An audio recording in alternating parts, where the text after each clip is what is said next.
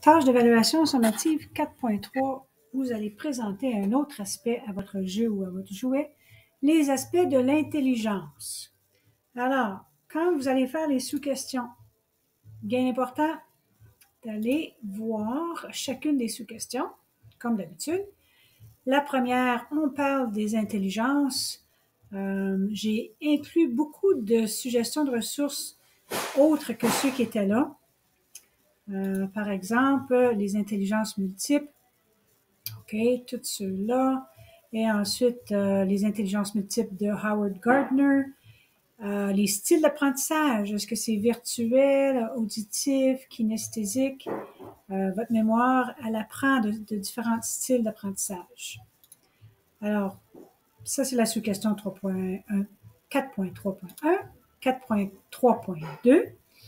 On parle ici des tests de quotient intellectuel. Encore une fois, j'ai inclus différentes ressources, OK, pour vous aider à ce niveau-là. Comment les tests standardisés de l'intelligence. Et 4.3.3, on parle ici comment l'environnement a une influence sur l'intelligence de l'enfant. Encore une fois, 3 bonnes ressources ici, comment l'environnement de l'enfant a une influence sur son intelligence. Maintenant, vous êtes prêtes, vous avez fait vos 3 sous-questions. On va à la tâche formative 4.3. Clique sur l'onglet Répondre.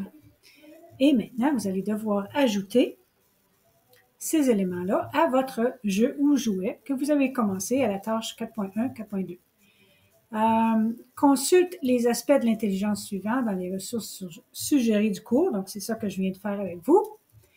Explique la façon dont ton jeu ou ton jouet favorise le développement de ces aspects de l'intelligence et la raison pour laquelle il serait avantageux de les développer. Donne des exemples précis à ton sujet. OK? Ton jeu ou ton jouet, si tu utilises telle intelligence multiple, donne-moi un exemple concret de comment c'est représenté dans ton jeu ou dans ton jouet. Encore une fois, un document Word, PDF et le tour est joué. Au revoir.